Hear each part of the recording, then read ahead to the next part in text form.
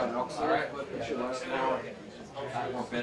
I'm just saying, when I came in, there was nobody here except for Alex. Negative. I got it the right back. And I put mine right here. Mine was pushed off. Just take the hand. Just take the hand. That makes even more sense. Thank you. Sometimes I can. You are very good. Sometimes, well, if it's less work, I'm a genius. Mr. Thank you, Peter. Oh, man. Peter's Mike, Rodney. Huh? Peter is Mike. Good enough.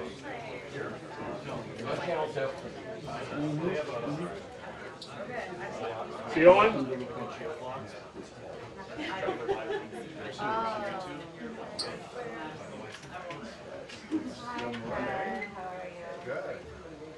Good to see you. How you feeling?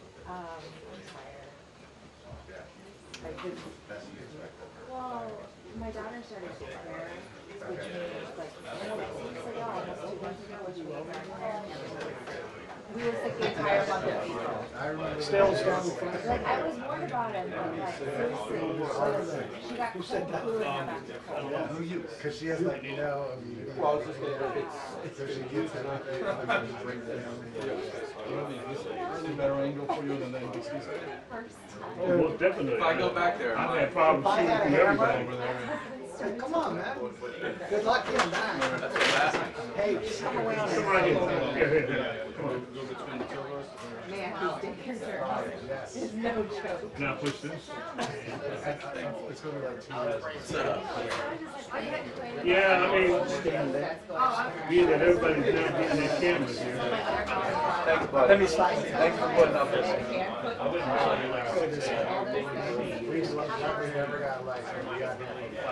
You got it, Evan?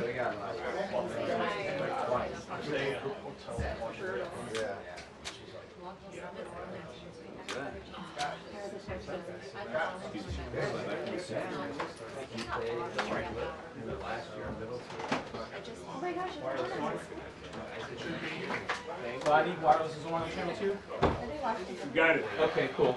Thank you. Just checking.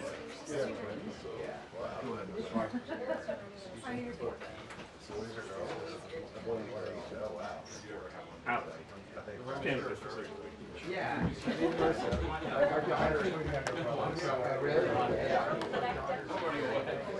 Thank you. Alex.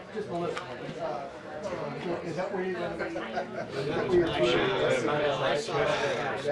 Alex. Yeah. Thank you. That's good. Killing me, Smalls. My dog on top of everything. Yeah. Like straight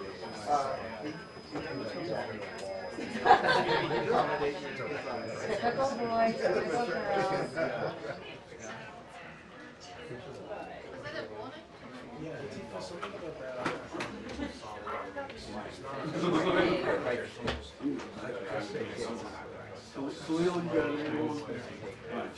Now, is there room for walking from the metro? I know, Auburn, his daughter is 14. He's like, basically like service providers. Yeah. You want to be here? You want to be here?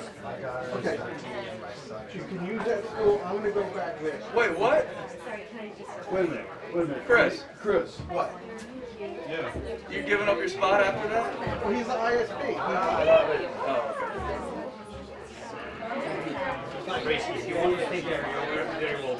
No, but I'm not going to stand next to you. Shamble boxes. No.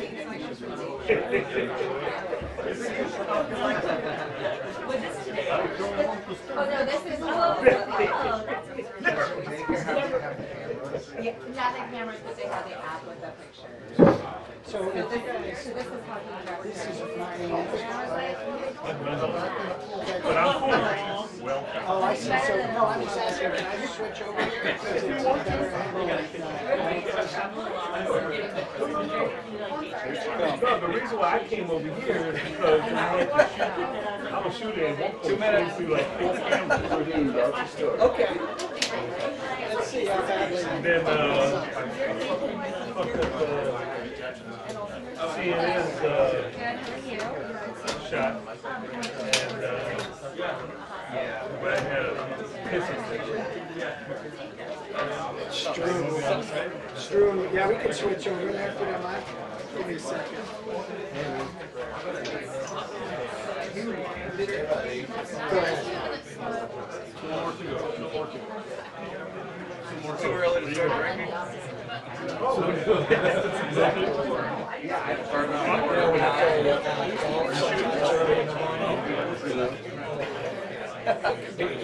Yeah. Yeah, trying to enjoy yourself.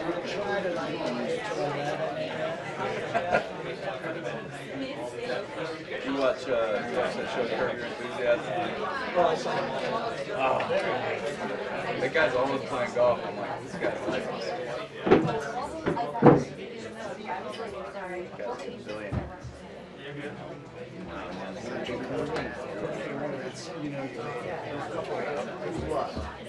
You know, he's got problems. I knew it was 300 million, but he got No, it's like 900. Hey, what's up? Okay. That could be HR issue. I gotta go.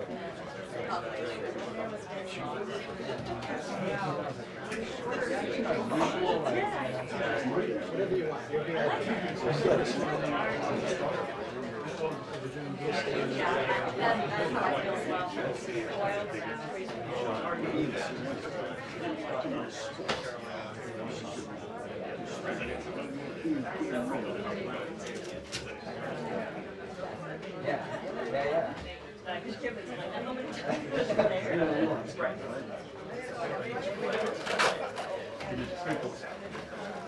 Yes, that's all that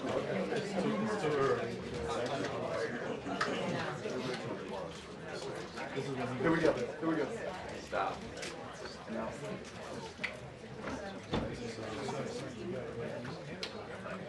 Risha, can I get an audio check on that? I see Harper 1, 2, 3, 4, 5. One more time? Hello, hello, hello. Again? One more time, Risha. Hello, mic check 1, 2, 3, 4, 5. Thank you. What are y'all doing back there? Oh my God. Whoa. Does anybody really need to know what I'm doing?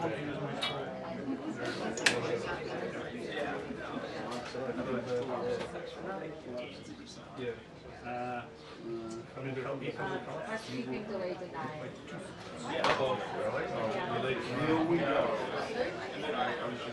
you heard that? No, late tonight. Oh. Are you serious? Sources with deep knowledge on the Send front out. row. What? You just send it out on the full check. 9. Sources with deep knowledge in the front row.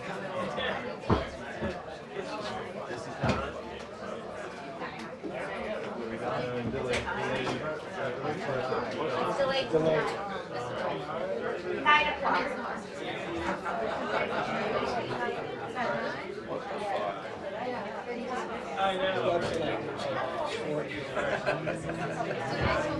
Yeah, update official. But that affects our piece. How's the little one? Just sent you an email update delaying this until 9 o'clock. What's your name? What? Yep, it's fun. Oh, little cheeks. Yeah. Thank you. I love that. Pumpkin. No, it's not. I don't have a chair. I have no idea how that went. No problem. I know. Because I got a pretty good one. Yeah. Too bad my clock.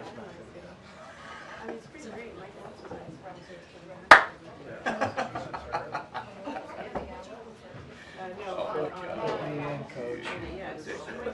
So blue. Yeah.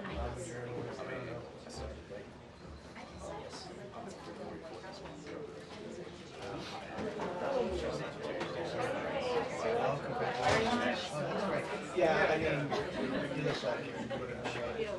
I don't feel it.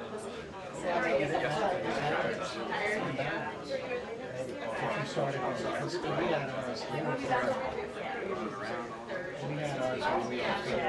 So I just traveled 31. So, yeah. So the nice,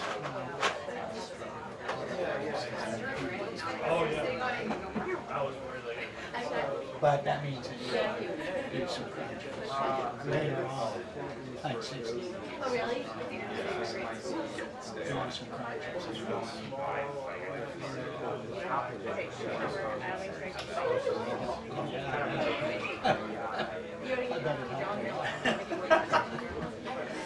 But, He also has a national review, so if you look him up, you'll see him as national review. it's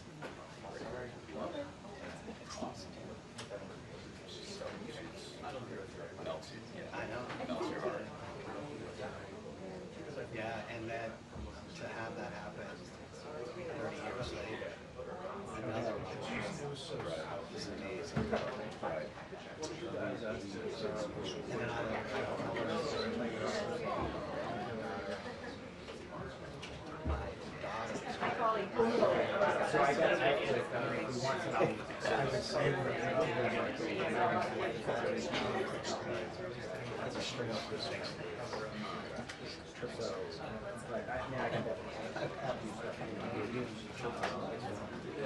and right as I took a shot, one right in her mouth. Sorry, I didn't come up with my questions today yet. And I sent it to her.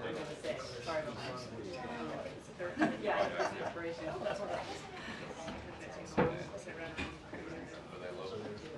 LA.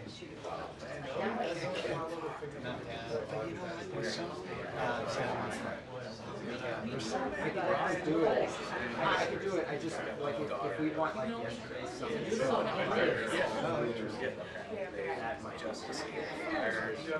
Yeah, I mean, they had some warnings, but they never had, Santa Monica as a whole. It's near Santa Monica. Right, right. No, there were some areas a little north, like right on the line. Yeah, right. They were right on the line. Okay. Yeah. Yeah, I have to ask him about his golfer as well. Did you ever do the WHNPA golf thing? I think I tried one time and I didn't work out. Eric Connor golfer as well. Yeah, I remember like when I was real young, you know, we were just running around drinking beer and like best ball and like I came across the guys in their team and distance scopes and all that shit. And I was like, hey, beer, and they were like dialed in. They won. Won the whole thing. Oh, right. Guys, Ed Lewis? they're, But you know him. yeah, Yeah, he's a big golfer too. yeah, he owns most of my neighborhood. Oh, does it? Good. Pulling in, like, 6 months ago. Pulling into my alley. He's up there on the corner. This is one of my rentals. This is one of my rentals. Oh, really? Good for him. I grew up in that neighborhood in the 80s. Where is it? Bloomingdale. Which one? Oh, right. Yeah, that was dicey. Dude, it was dicey in like 2003. Well, that could be back. Yeah. I was just starting out days, like the local newspapers sent me to go in my neighborhood, there'll be something wrong. I gotta go. I don't know. Oh, you're right. Now I live there. I came in the late 80s. Yeah. And during the crack era, Yeah. like 14 states called out their show. Yeah. And it all went out. It was like a movie set. Yeah. Couldn't turn left. No left on. No right turns on K Street. Yeah. Washington Post guys had crazy stories. Even 15. Yeah, it's crazy. 11 over by Mass with Walkers.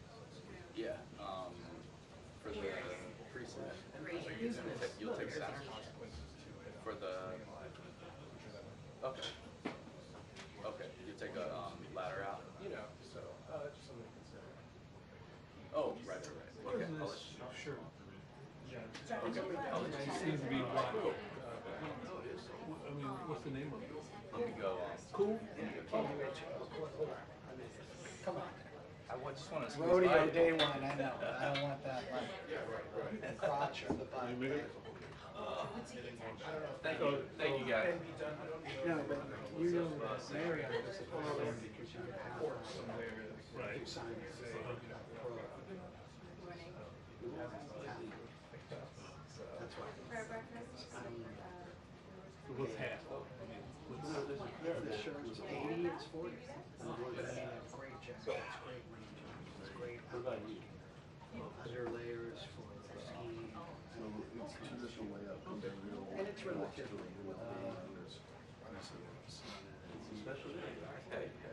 KUH. You're not a pro. Oh, God, I hate to be that way. Okay then. But I mean, No, you're out. Right on the email. okay, thank you. Under no means. I'm not sure whether it could be a twin or a couple. Around here, we're looking like all these other heels. That hurts, I take it personally. Don't do that. That's all I'm saying. Even though I do need it. I don't want any trouble. Look, man, I'm just a little guy over here in the corner. I'm just in the corner. That's why I have this spot here, because I know it could be a little dangerous. And I like to pack the bulletproof glass. You need more than that. Oh, you're not touching it. You just had that look. A fear in my life? No, that just coming through. It's all fear, trust me, it's fear in my life. You're alone. In Las Vegas. Loved it.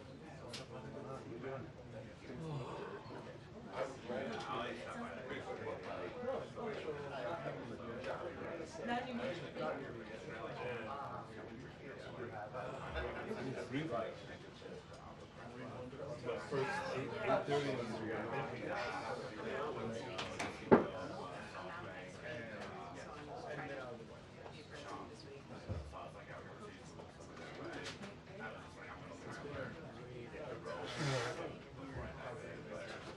I had set up an art spot, and I had like 4 kids. So Ross is set up. Little camera on that. I couldn't see shit. So, took it to the little camera was all up there. I don't know how that happened.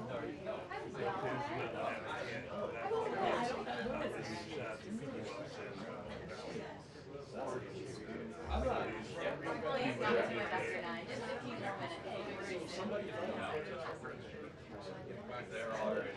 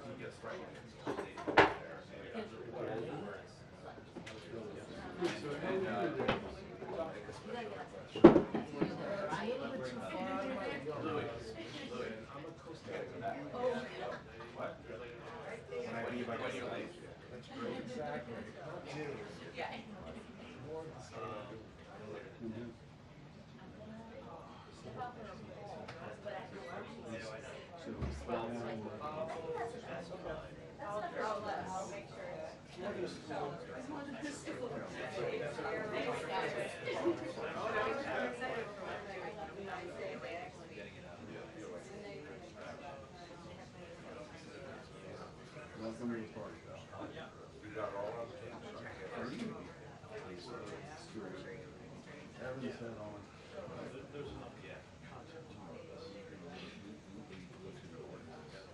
So, see what I get to stop with this? Yeah. Stop. I don't care. Somebody's here. Oh, someone's on, someone. Just letting you know. I mean, I don't, one of the other TV people. Oh, be standing. a video person? Yeah, but, No, it's a still guy. oh, is that right? There's Harnick's over there. I'm sorry, go ahead. No. Well, it's good to, I'm talking it through the possibility, the limited possibility. Keep the dialogue open. Dialogue, I like this guy, I like this guy. What, whatever you do, don't hang a camera and don't let it fall. You did that. That's me. That was back during, It's supposed to be Chris, but it sounds like it's so, oh shit. that's right. Trying to remember who The that problem is was. you need to look at that angle because if he stands off the left-hand side, you're not gonna see him. But if he stands off the right-hand side over there, Yeah, but it happened and it just hung there for a while, You know what I'm saying? that's usually stacked. right in front of NBC camera. Bush, our shot was Bush and all like this. Can you see? It's on the very bottom. Sketch. So we had to be routed out to I got it. CBS. Go ahead. Coming over? I don't care. What I'll do head on. Using head on here, I'll do head on. Would you throw out the 2 to 6 from up top? Thanks, bro. Hey. I hate when people hang up. Yeah, that's easy. Yes, there is. Yeah. Yeah, that's easy. Oh, that's Candy. No, there's plenty of room there. He's happy to share that. Okay. Yeah. You're the best. I did. So my buddy in the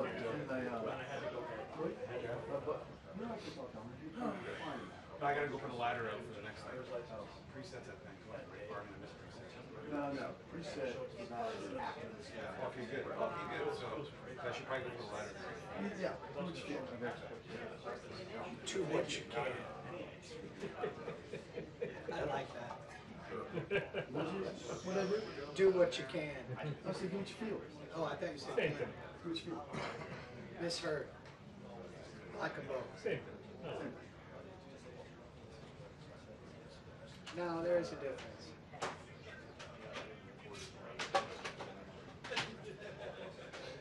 Oh boy.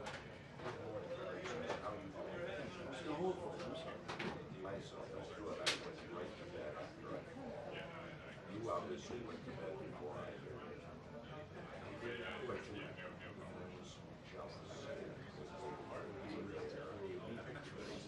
Oh, what, the pyramid? I'll check. I did see something about that.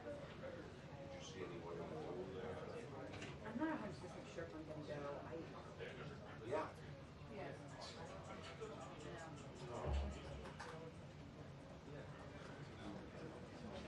Alright, so thank you. No worries.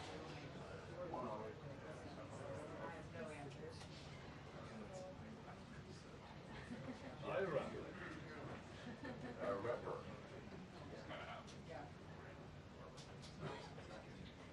Check 1, 2, check.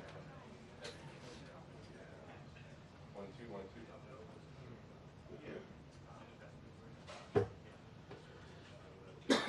Yes. Check 1. Check. I wish I was there. Oh, right. Yeah, oh, I, good.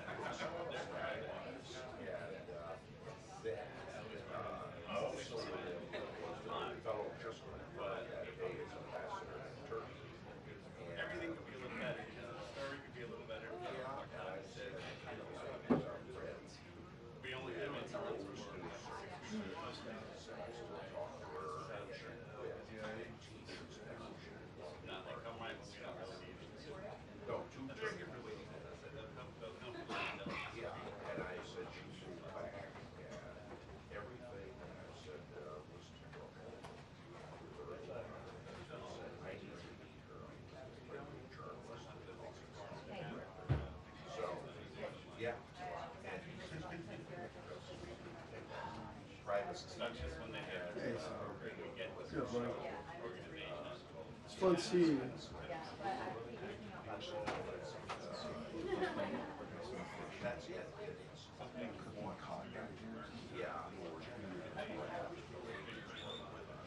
Just be thankful for the squid.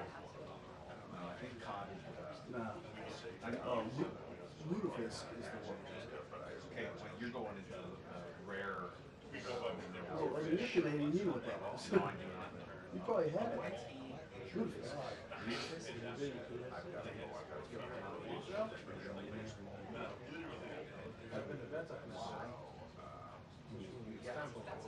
Doesn't sound like something I participate in. If it was in the odor, like, yeah, you could smell it. It is.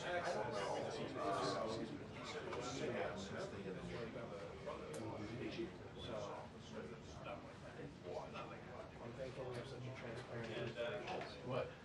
I came last night and you wouldn't get their group chat.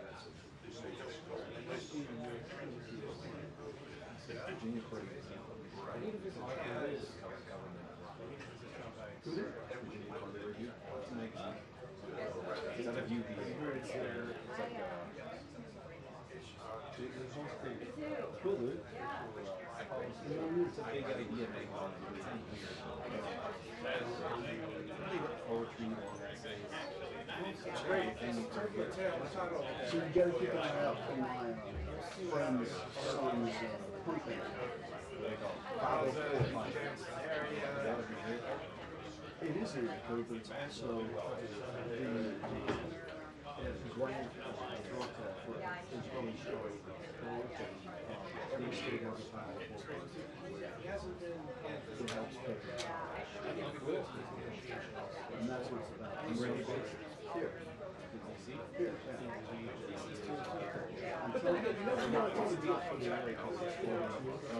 every state is giving you a break. It's not a good sign.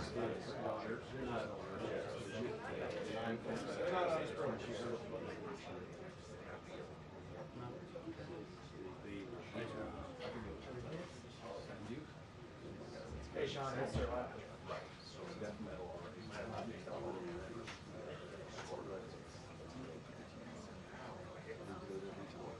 So they take them down.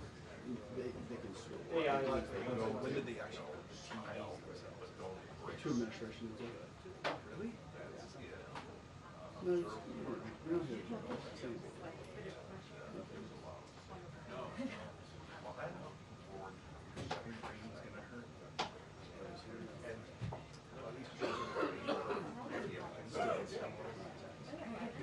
Step at a time, baby steps. I'll take her.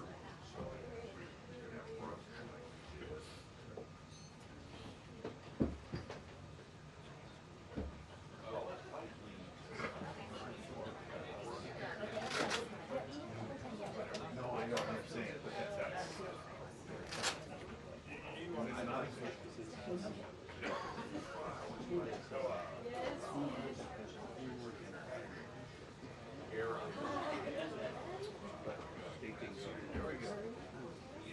By the way, your cameo, it's in Chicago. Oh my God, I gotta hear more about this. Oh, you're in it. You meet Ken Light. What did I do? I think you're about to meet St. I love that. I love that. No, we were in Chicago, remember that protest? And the fights, and the hotels over there? And then you turned around and you're like, oh my God, I have a true message.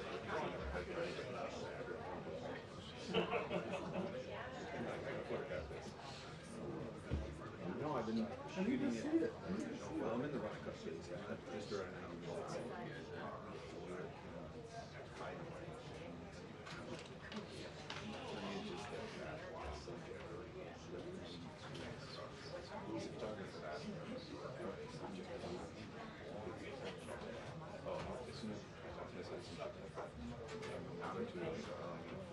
Yours? You might be like a cool guy.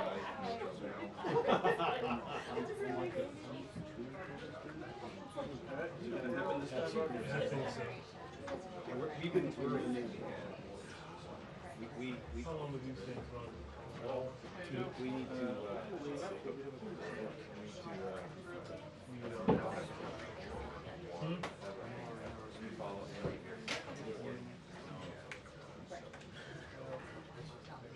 Go this way. Is that the stretching yours? Hey, keep it down. Get that leg down. It's not wet. Anybody else want to come back in? I'm out. Andy's thinner. Andy's thinner. And Andy's got less hair though. oh boy. Here we go. Here we go.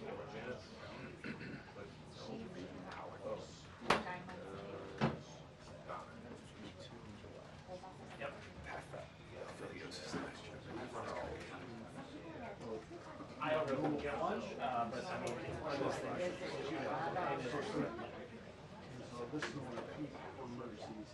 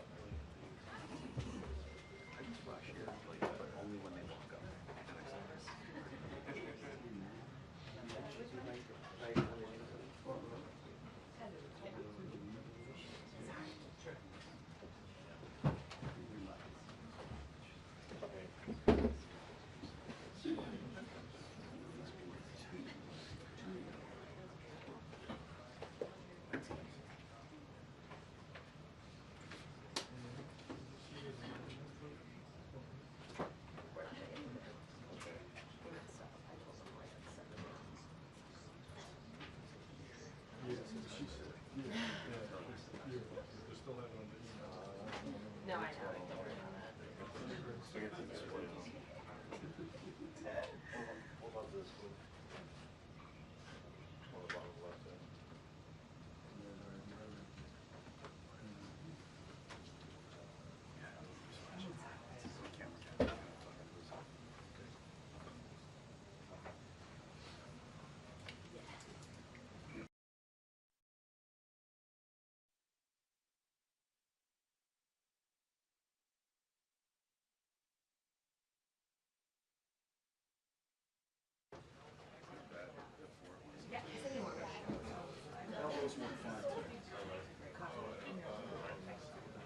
We got Quick check, Alicia.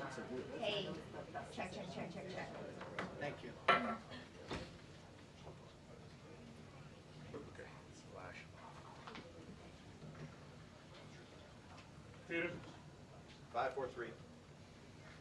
Thank you. 2-1.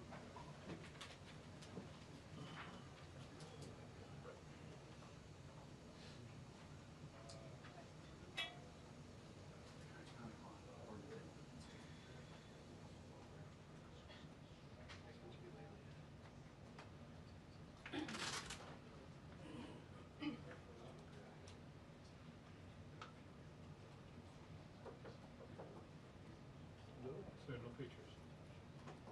No pictures. Not allowed to take pictures. Dana and Bill, good morning to you both. Any moment now, we expect to hear from the White House Deputy Chief of Staff Stephen Miller, as well as the Press Secretary. The focus I'm told is going to be on the Department of Government Efficiency, or DOGE, savings that have happened within the first 100 days. This program, which has certainly generated a lot of attention, both pro and con up on Capitol Hill and with the public, is going to be focused on what they've been able to save so far. While we've seen a number of Democrats say that they've taken a machete to many government programs, the administration says it's also found a lot of waste, fraud, and abuse that it wants to highlight. So I would expect in the briefing, we're at least going to hear that off the start of where money has been saved. Of course, the number one issue on so many people's minds, whether it be in polling or as we talk to people, is the economy. The White House still facing a lot of questions about its trade policy. The president just yesterday, once again, defending his tariff policy. We heard from an economic advisor this morning who said it's very possible a trade deal could be announced, or at least developments on a trade deal announced by the end of the day today, but it was only a tease. no guarantee either way. The White House has been facing a lot of questions, though, about its economic strategy, given some of the economic news we've seen just within the last 24 hours. The latest GDP news showing that the economy shrank in the first quarter ever so slightly. We had new numbers out this morning showing weekly jobless claims also up a little more than expected. Even places like McDonald's seeing same-store sales fall within the first quarter. So whether or not this is a broader economic indicator of where things stand with the U.S. economy or just kind of nitpicking, we'll be looking to get the White House's comment on that. There also was major news overnight as the U.S. and Ukraine reached this minerals deal, which has been talked about now for months. Treasury Secretary reaching a deal with Ukraine's economic minister that would essentially allow the U.S. to eventually gain investment access to what Ukraine is able to offer. The Ukrainian government has been very eager to keep U.S. investment in the country as it's continuing to fight with Russia, and we obviously know that the administration has been working to create some sort of peace deal eventually. There's been a lot of talk about could this actually happen anytime soon. The Ukrainians are saying that they hope this is the first step to continue U.S. involvement as they try to defend their country. We also expect a lot of focus to be on the president's first 100 days. He's going up to, I should say going down to the University of Alabama tonight for a commencement speech. He'll likely talk about what he's been able to accomplish within his second term. We have seen that PR blitz all week, Dana, Bill, as they have brought out cabinet secretaries, the president himself in the cabinet meeting just yesterday, asking for updates on where a number of issues stand. We've heard from the Attorney General, from the Secretaries of Treasury and Defense, but obviously so many of the questions today will be focused on the economy after the news I just talked about. Bill and Dana.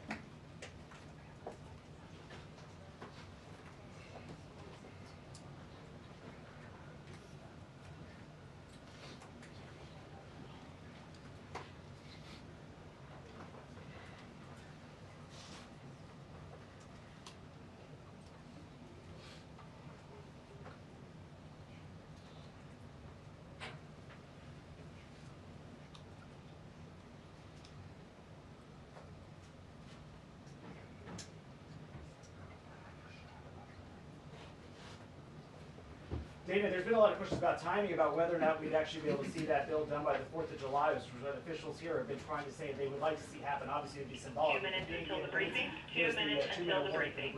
So I'll take my seat in 2 minutes as they are going to be out here. But I will say that in terms of the congressional leadership coming here to the White House, obviously they want to give the president an update of where things stand on this negotiation. The White House very eager to see this text be signed into law, and they're getting ready to come out now. So I'll take a seat. Dana?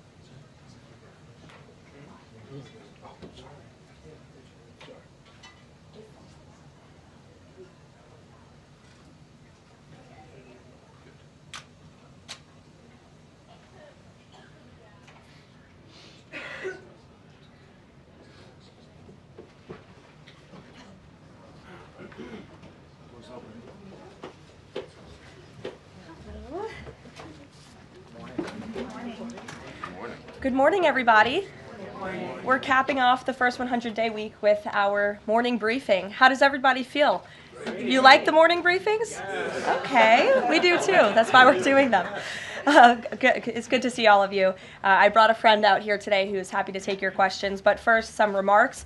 At 11 o'clock, President Trump will participate in a National Day of Prayer event where he will invite Americans of all faiths across the country to join him in asking for God's continued blessings over our great country. During the event, the president will sign an executive order establishing a Religious Liberty Commission. Later today, President Trump will travel to the University of Alabama to deliver a commencement address to the graduating class of 2025. Last night, we saw yet again why President Trump is our deal maker in chief.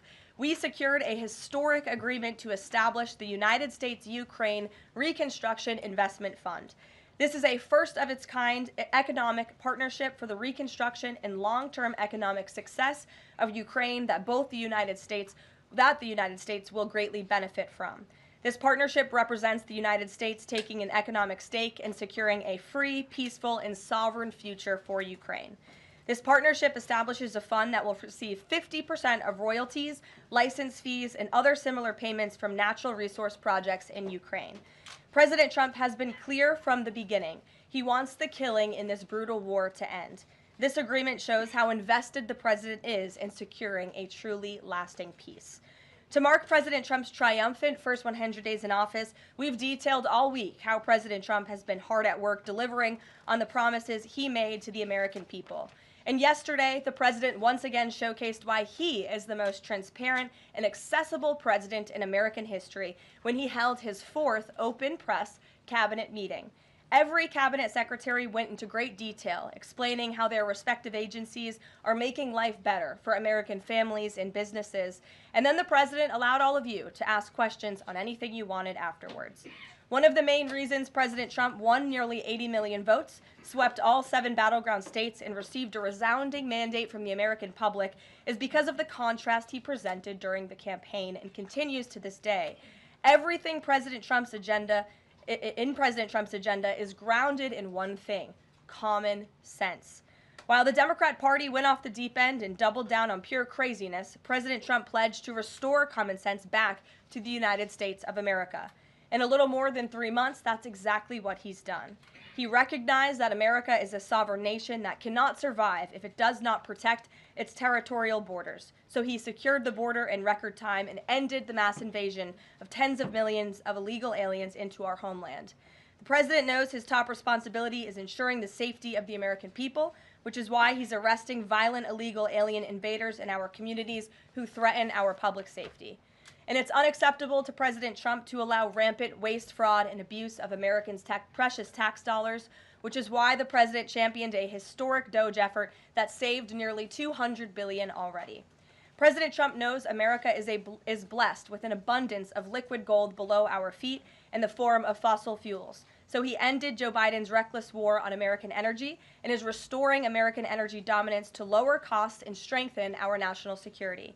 President Trump believes Americans should be free to drive whatever car they want, so he ended Joe Biden's disastrous EV mandate and promoted true consumer choice. President Trump stood up for the Constitution's promise of colorblind equality before the law, so he terminated radical DEI preferencing and federal contracting and directed federal agencies to relentlessly combat private sector discrimination.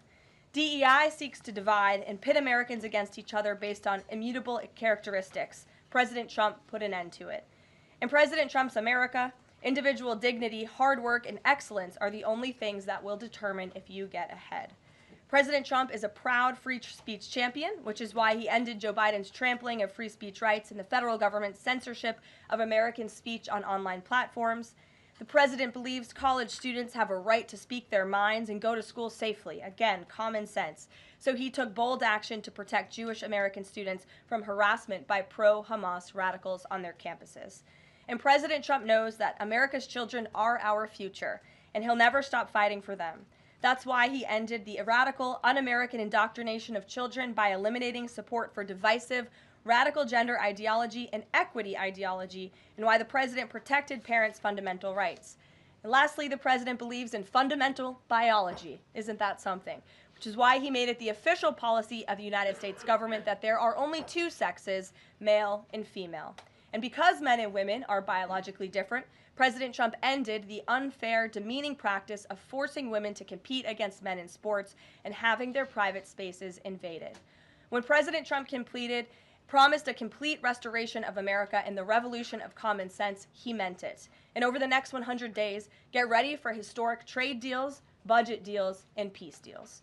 For more on President Trump's common sense revolution, I will turn it over to our White House Deputy Chief of Staff for Policy, Stephen Miller. Stephen, thanks for coming in today. Thank you, Caroline. Great to be up here with you, and great to see so many familiar faces I've had a chance to get to know over a number of years as we gather this morning to continue our celebration of President Trump's unprecedented and historic first 100 days in office, what are without doubt the greatest 100 days to begin any American presidency in the history of this nation. This week you've heard about the historic actions President Trump has taken to secure our homeland, to secure our sovereignty, to secure our economy and our supply chains and our industrial base. Today you're also going to hear from me about what President Trump has done to secure our values, our culture, and our way of life from the unwavering assault from the radical left and the communists and the Democrat Party. One of the most significant crises that President Trump inherited upon taking office was the wave of racial discrimination, so-called diversity, equity, and inclusion policies that have taken over both public sector and private sector entities all across the United States of America. Perhaps the most dramatic example of this is that our air traffic controllers were being hired and promoted based on race and gender, not their ability to conduct our nation's air traffic. I would estimate that probably 90% of Americans would agree with the statement that airline safety should be based on your ability to keep, airline safety jobs should be based on your ability to keep planes landing and taking off and flying safely, not on what demographic box you check. President Trump has ended across the entire federal government all hiring, recruiting, retention, promotion, and training based on race and sex. This includes in our law enforcement agencies. So again, when we took office, even in sensitive law enforcement, national security, and intelligence agencies, we were hiring individuals not on their ability to carry a weapon, not on their ability to keep Americans safe, not on their ability to conduct sensitive intelligence operations, but based upon race and sex. And obviously, that is unacceptable. It's going to be merit-based across the whole federal government. But this wasn't just the federal government. This was the private sector, and this was also, of course, our entire university and education system.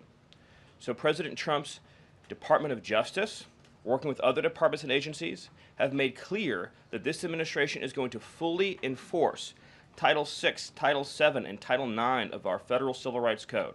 Discrimination based on race and sex is prohibited by law, and this administration will vigorously enforce that. And companies, small or large, that violate plain text of federal statutes will face appropriate financial and other penalties. This administration is not going to let our society devolve into communist, woke, DEI strangulation. We are going to have a system of merit, which is not just a social and cultural issue, it's an economic issue. When you hire, retain, and recruit based on merit, as President Trump has directed, you advance innovation, you advance growth, you advance investment, you advance job creation, you create the best and safest product for all Americans. When a citizen goes to, say, a hospital in a medical emergency, they don't care what race or sex their doctor or their nurse is. They want the best treatment they can get in that emergency. When they're flying a plane or when they are on an aircraft, they want that pilot to be the best pilot, the safest pilot, not caring what that pilot's race or sex is. This applies across the whole government. In particular, looking at our university system, this administration has opened investigations into universities across the country for violating, and we talk a lot about Supreme Court rulings, universities across this country are in plain and direct violation of the Supreme Court's ruling that affirmative action, as in racial quotas and set-asides, are illegal. Students must be admitted to universities on a color-blind basis.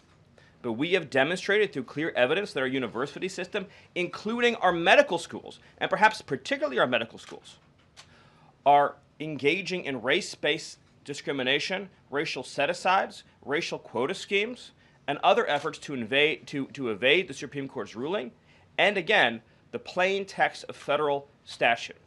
So universities are on notice, and universities are already facing the financial consequences of their noncompliance with federal law. The clearest example that we're all familiar with, of course, being Harvard, which is engaged in repeat, systemic, and sustained violations of federal civil rights law. Another area of civil rights law that we talk about a lot, of course, is Title IX, sex-based discrimination. And this administration ended the Biden administration's policy and the Democrat Party's policy of allowing men into women's sports, men into women's spaces. We are using every single legal and financial tool we have at President Trump's direction to make it clear that schools and universities are and will lose federal funds, as you've seen in Maine, if you allow men to invade women's sports and women's spaces.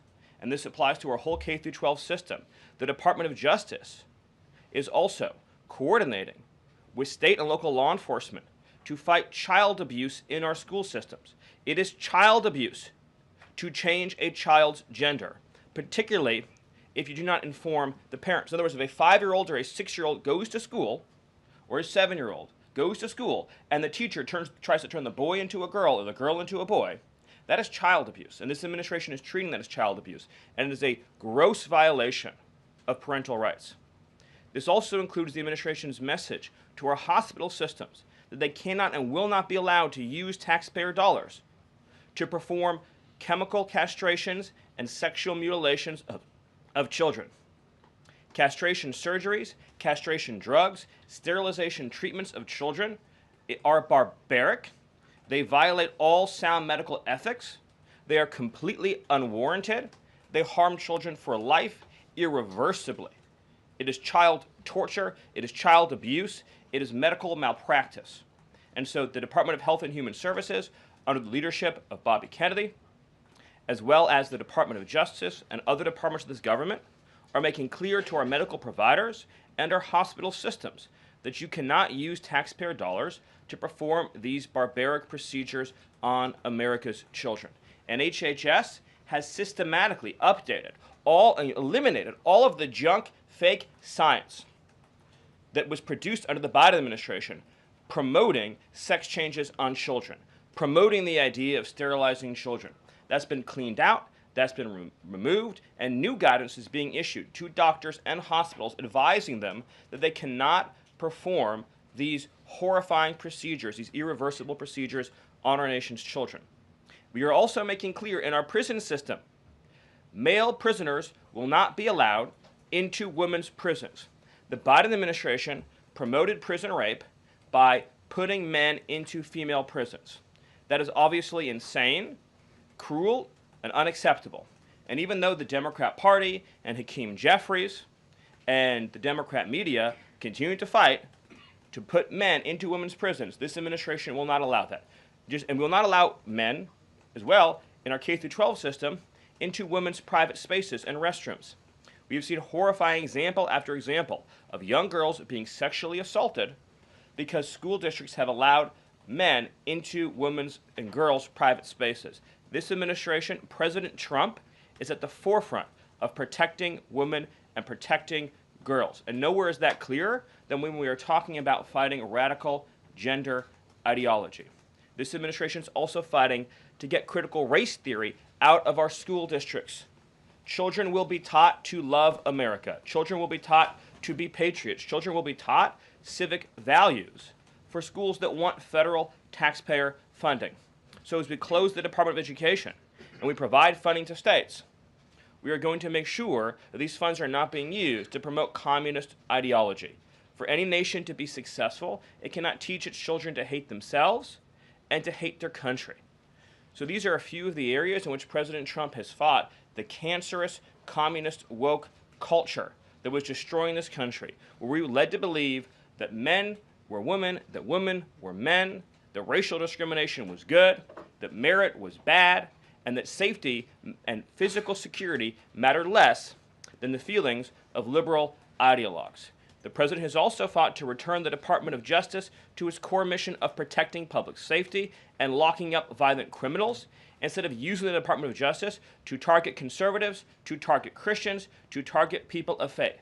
The last administration cruelly and shamefully used the power of the Justice Department to go after law-abiding Americans, in particular Trump supporters, conservatives, and Christians. That persecution has ended. The Department of Justice and the FBI are back in the business of going after bad guys, of going after gangs, of going after criminals, and keeping Americans safe. Let me just conclude before taking questions by noting that when you look at the sweep of the first 100 days, every single crisis that has afflicted America for years, sometimes decades, sometimes generations, this president has fought head on. He has taken on every entrenched power structure and system all across this government, this swamp, this town. That includes, of course, the Doge efforts to slash corrupt, wasteful government spending, graft, and corruption, and to stop billions of taxpayer dollars from going to radical left NGOs. These are left-wing nonprofits that are used to advance illegal immigration, to advance open borders, to advance gender ideology, and to advance all of this insanity that has been turning our country in the wrong direction for so many years. President Trump took head on the trade crisis afflicting this country with the destruction of our manufacturing and industrial base, the shameful betrayal of the American worker by Joe Biden and the globalists that sent all of our supply chains overseas. He took head on the catastrophe of mass, unlimited, illegal immigration that was turning us into a failed third world state and achieved the lowest level of illegal immigration in recorded history without even a close second. He took on the economic crisis afflicting this country by reopening American energy, by defeating inflation, by lowering gas prices, by ending the onslaught and reversing the onslaught of federal regulation, by reopening coal, shale, oil, natural gas, and fighting now for the largest tax cut and reform and the largest deregulation reform and the largest energy reform in American history. These are just some of the things that have ushered in the new golden age, along with his fight to restore the peace that we had for 4 years under the previous administration before Joe Biden sunk this planet into bloodshed and war in the Middle East, in Europe, and rising tensions in Asia. President Trump, in every area of conflict around the globe, has been fighting to restore peace, security, stability, harmony. So he inherited an economic catastrophe, a border catastrophe, a public safety catastrophe, and a cultural catastrophe.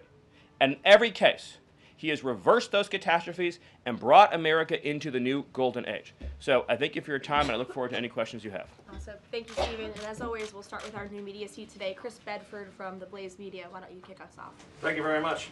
Stephen, what is the end goal of the China tariffs right now? Is the idea to open up the Chinese markets through a deal to a better market for exporting American goods to China, or is it a reconfiguration of global trade in a way that isolates China from free countries? Go. So China is a unique situation. Obviously, the president has talked at length about what happened to us economically since China's entrance into the World Trade Organization and the trillions and trillions of dollars of trade deficits that we've racked up with China over the period of that time, and what that's meant for our national security, what that's meant for our economic security, what that's meant for our supply chains. Obviously, right now, the Secretary of the Treasury is in the process of developing a plan that will answer the questions that you're talking about, but the president's goals have been very clear on these points, which is that he is not going to allow China to continue to steal our intellectual property, to continue to illegally dump and subsidize their goods in our markets, to manipulate their currency, to rack up an unsustainable trade deficit. We need to have a trade relationship with China that does not do harm to our nation's economic and national security. And that has to be the guidepost of any objective. At the same time, tariffs will bring significant revenue into this country that will allow us to pursue our dramatic plan of tax cuts and reforms. Awesome. Great. Bloomberg, go ahead. Hi. First of all, similar to that question, I'm curious, Kevin Hassett, when you see CNBC this morning, said that they were expecting some sort of news on tariffs by the end of the day.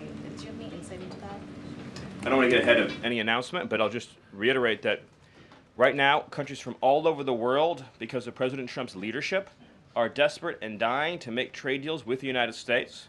We're going to evaluate each of those deals, and President Trump is personally involved in making sure that these negotiations serve only one interest, which is the interest of the United States of America, and we'll end up with a deal in these cases where, yes, the other countries, obviously, will have their own demands and their own interests, but nothing will go into effect that doesn't serve the interests of America and the American people. Thank you. Stephen, this morning GM is putting a dollar figure on how much the president's tariffs will impact the company. The CEO says tariffs will cost GM between $4 and $5 billion this year. The CEO of Ford says he can't commit to not raising prices because of tariffs. Is the administration open to doing more to give automakers relief? the question, unfortunately, misses the entire point, which is that U.S. automakers have announced dramatic investments and expansions inside the United States. American auto plants are growing, they are expanding, they are opening new facilities, they are expanding existing facilities that are already in operation, because it is now the case that for the first time in our lives, that American cars receive preference in America's markets. The U.S. auto industry used to control the entire world.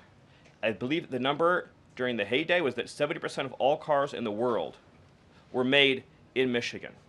And now, of course, we've become a tiny fraction of the global market.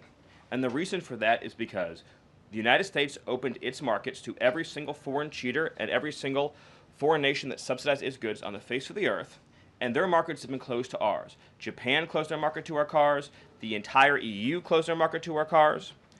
South Korea closed their market to our cars. All of the countries I just mentioned have tens of billions of dollars of annual trade deficits in automobiles with the United States. These are supposedly pure nations, nations that have at least a somewhat equivalent per capita GDP. So it is impossible under the terms of fair trade, if you have two nations with similar per capita GDP, to have such uneven trade flows in automobiles. What the president has done with his car tariff, we have the most desirable market in the world, is if you want to sell cars tariff-free, tax-free to our market, your plant has to operate in the United States. The only alternative to that is to have no U.S. automobile industry whatsoever, which is where this was headed, to be clear.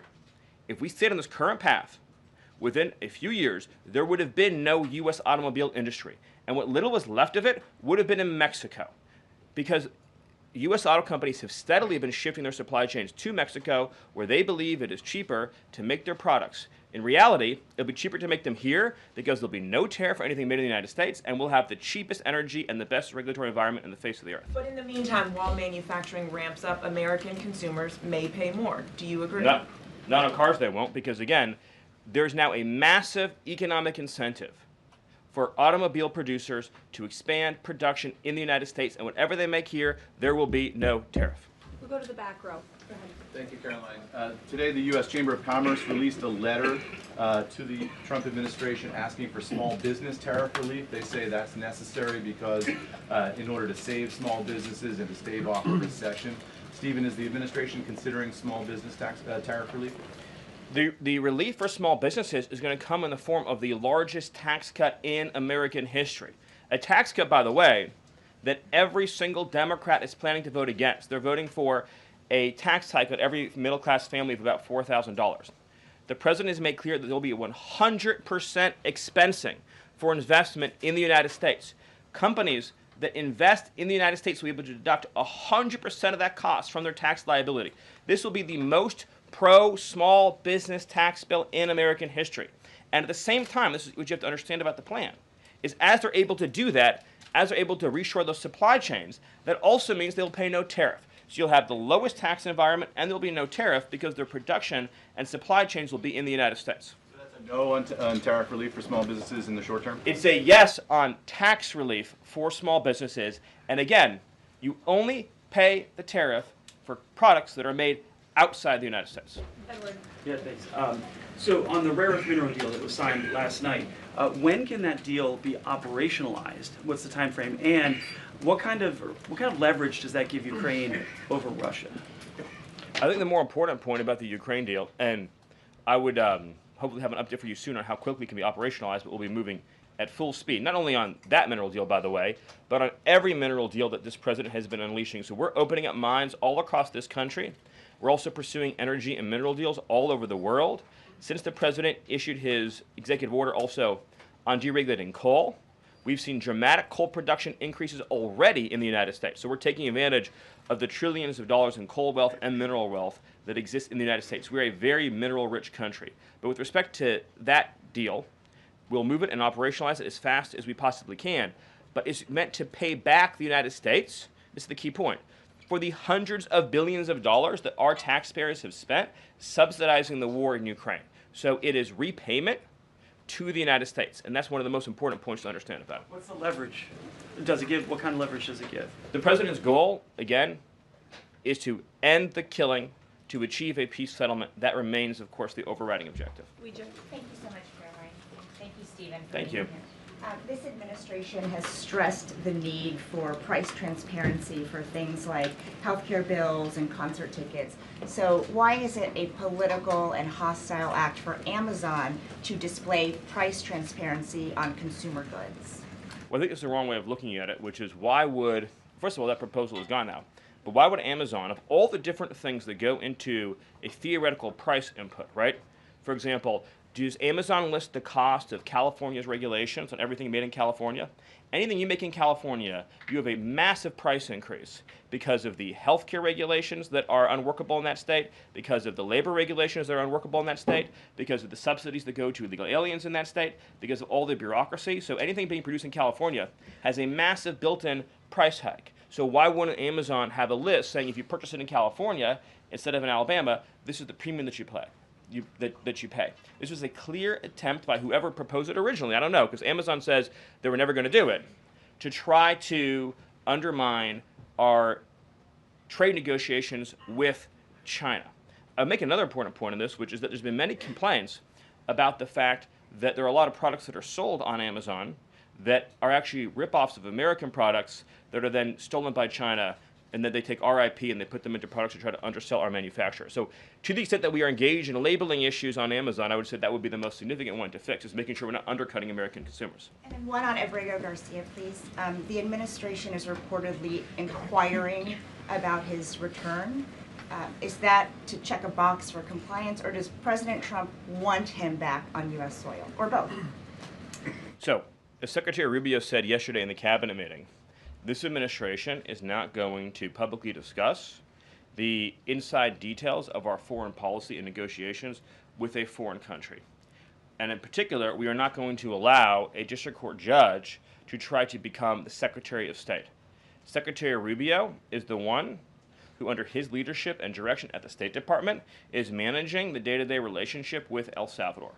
Let's just take a moment, number one, to express our gratitude to El Salvador for agreeing to take some of the most dangerous terrorists off of America's streets and to put them into a safe environment where they cannot continue to engage in acts of terrorism or coordination with the Maduro regime. You may have seen recently an FBI assessment that was unclassified that said that the Maduro regime is using and planning to use trained Aragua terrorists to carry out assassination plots on American soil. Now, very few in this room covered that. I'll let you all ask yourselves why you didn't cover it and why your editors didn't assign that story to you. Something I think you should think about on your own. But this is a earth-shattering piece of news. The Biden administration imported a terrorist army that our own FBI assesses is planning assassination strikes on American soil against critics of the Maduro regime. Those are the terrorists that President Trump is finding and apprehending that our Democrat judges and Democrat activists are trying to keep on U.S. soil. Tren de Aragua has the same legal status as Al-Qaeda and ISIS. MS-13 has the same legal status as Al-Qaeda and ISIS. These are foreign terrorists operating on our soil. And our gratitude to El Salvador for agreeing to take custody of these terrorists is immense. With respect to the case that you mentioned, there's now even been more evidence that has been made public of this person's violent, repeated threats and assaults against his spouse. Someone who had repeated, documented human trafficking and human smuggling offenses. Somebody that has extensively documented membership in MS-13, a terrorist organization, and of course he had MS-13 tattooed on his knuckles. This is a person that was a clear and present danger to the safety of the American people. And it is a sad reflection on the state of our media and many of the outlets represented in this room that you obsessively try to shill for this MS-13 terrorist. Well, no coverage occurred in your papers about any of the Americans that were raped and tortured and murdered by the illegals that Biden was importing into our country. You know, you talk about due process. The Biden administration made the decision to give extensive due process to two Tren de Aragua terrorists that were apprehended at the border just a couple years ago. They were two gentlemen. They were from Venezuela. They were members of Tren de Aragua. The Biden administration Border Patrol apprehended them and made the decision to provide them with extensive due process put them onto a program known as supervised release, and put them on ankle monitors so that they could go through a lengthy legal, judicial determination as to whether these legal aliens who had just set foot on U.S. soil might want to live in the United States for the rest of their lives. What was the result of that decision? What was the result of that choice that was made? Those two men kidnapped a young girl named Jocelyn Ungary from her family. They beat her, they sexually assaulted her, they tortured her, they stripped her, they murdered her, and they dumped her body. That is what the Biden administration's policy was. Most of your papers never covered her story when it happened. To the extent that you covered it at all, it was because President Trump forced you to cover it by highlighting it repeatedly over and over again. He had to shame you into covering it. And each and every one of you that sides over and over again with these MS-13 terrorists, to the extent that you have the financial means to do so, you all choose to live in condos or homes or houses as far away from these kinds of gangbangers as you possibly can. If I offered any one of you a rent-free home with no taxes to pay in any of these gang neighborhoods, and I said your neighbors are MS-13 terrorists or Mexican mafia or Sinaloa cartel or Tren de Aragua, I couldn't pay you to live there. But yet you, with your coverage, are trying to force innocent Americans to have these people as their neighbors, and that one day their daughter may be abducted from their home and raped and murdered.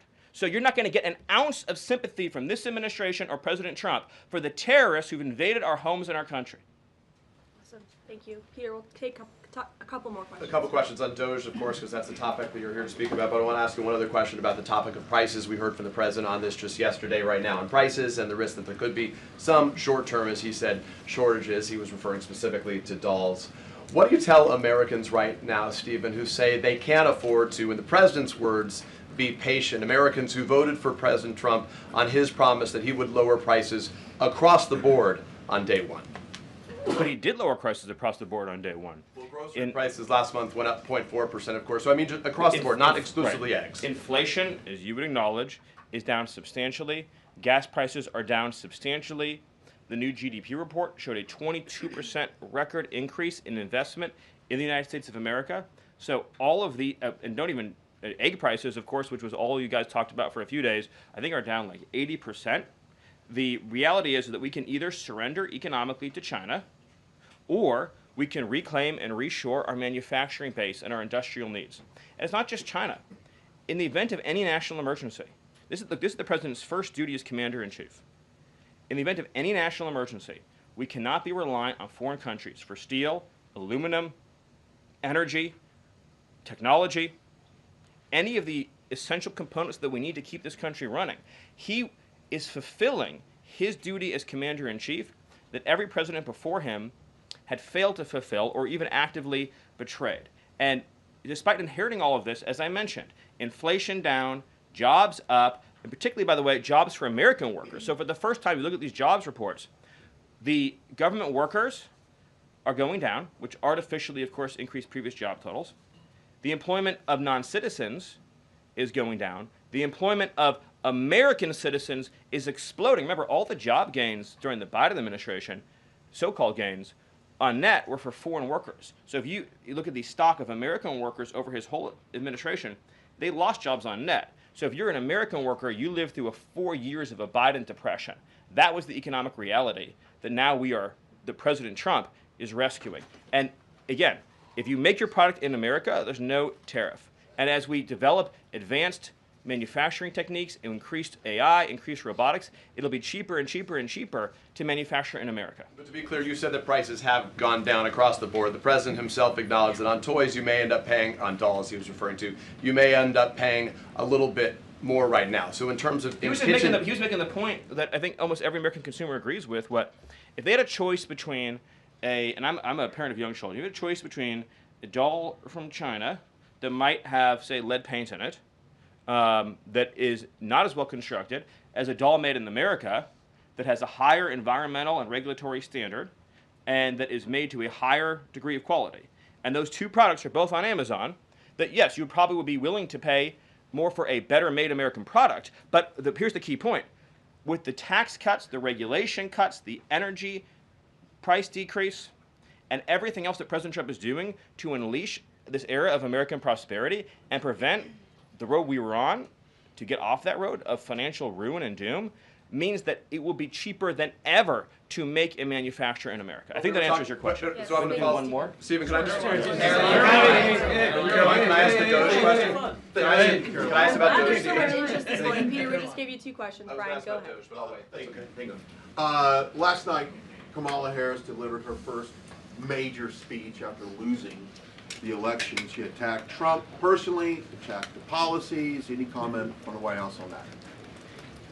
Well, I think it was a great reminder to the American people of just how blessed we all are that the leader sitting in the Oval Office today is President Donald Trump and not President Kamala Harris.